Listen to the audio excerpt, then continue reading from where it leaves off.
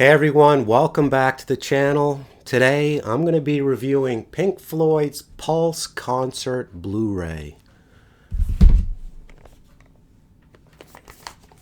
It comes in a slightly oversized, very rigid cardboard slipcase that houses a beautifully designed 2-disc case.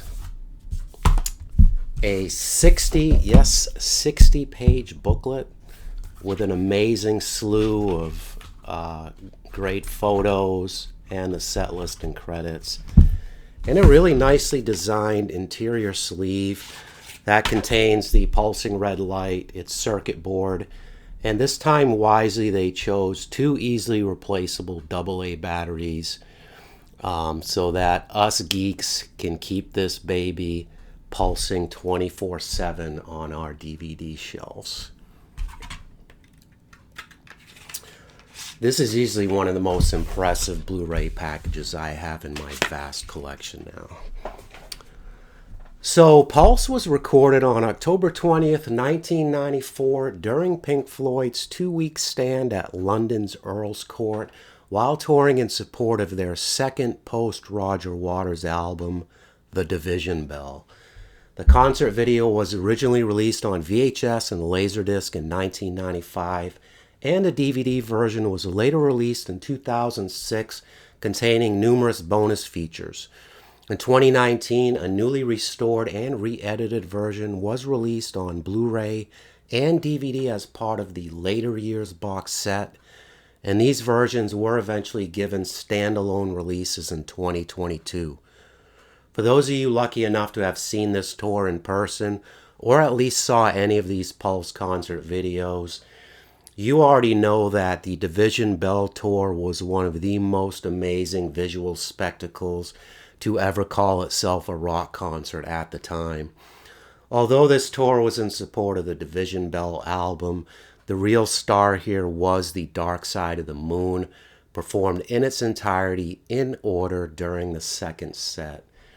Before Dark Side gets trotted out, however, the Floyds open the show with a mesmerizing Shine On You Crazy Diamond, and right off the bat you notice that some of the camera angles have changed dramatically from the original release, especially the opening sequence, which now focused much more on David Gilmour than the screen film. From there they showcase the best of the post-Waters material, with High Hopes, Sorrow, and Keep Talking being particular highlights for me, and they have continued to remain on Gilmour's solo tour sets as well. I probably appreciate the Division Bell material a lot more than most old school Floyd fans do, but these performances mostly just created a high sense of anticipation for what was soon to follow. The end of the first set gives you a sneak peek of exactly that, starting with a really loose and highly improvised version of Another Brick in the Wall Part 2, followed by their ferocious instrumental classic, One of These Days, from 1971's Metal album.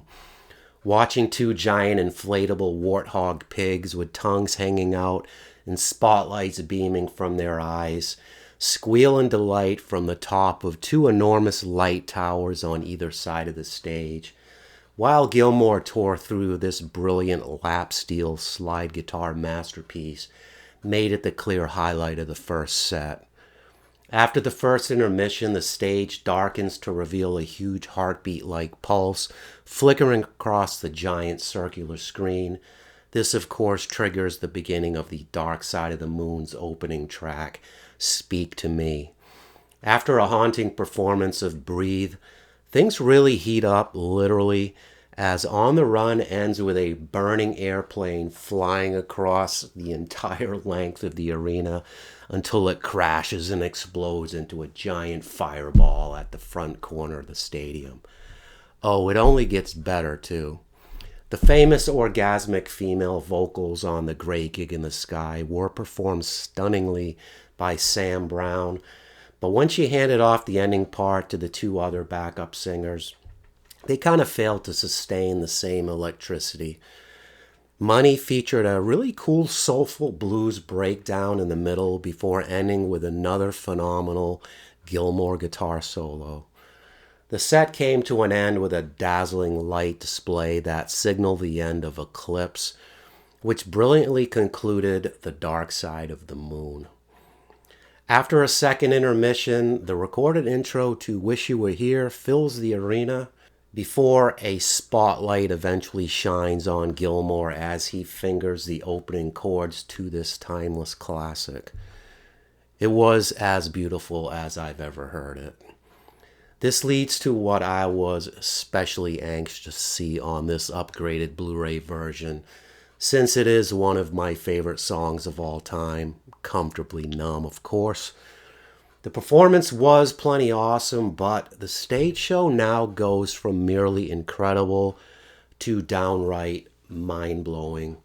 During Gilmour's second guitar solo, the huge circular screen / lighting rig begins to rotate down horizontally over the stage, and by the end of the song, the giant mirror ball that had been reflecting a dozen spotlights all over the stadium slowly peels open like some monstrous alien spaceship or something.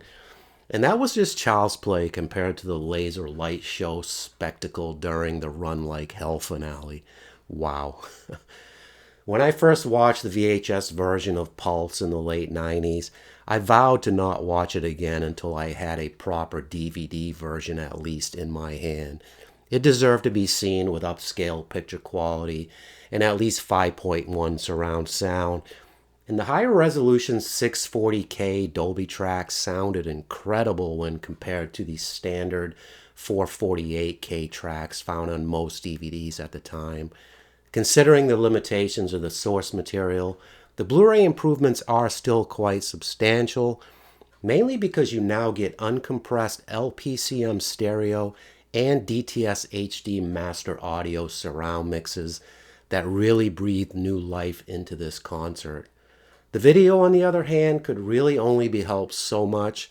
Unlike the excellent HD restoration of the Delicate Sound of Thunder Blu-ray, which was originally shot on 35mm film, Pulse was filmed on digital videotape, which significantly limits the extent to which the image could be upgraded, and also explains why it is still frustratingly only presented in its original 4:3 full-frame picture format.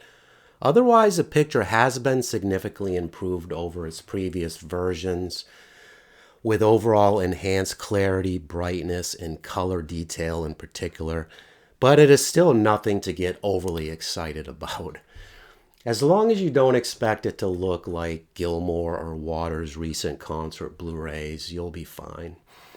David Mallet did a decent enough job with the camera direction, mixing in plenty of wide-angle shots of the entire stage show, with some nice close-ups of each musician on stage. But I would have preferred more medium-distance shots, sweeping the front of the stage to give you that down-in-the-crowd perspective of the entire show. Disc 2 contains a wealth of bonus features, including 3 music videos, 3 tour rehearsal videos, 10 concert screen films, 4 documentaries, audio-only live recordings of One of These Days and Astronomy Domain, and a performance of Wish You Were Here with Billy Corgan from Pink Floyd's Hall of Fame induction in 1996. This Blu-ray package is very expensive, but at least you get a lot for your money here. The set list shown here featured 22 songs and runs for an impressive 2 hours and 24 minutes.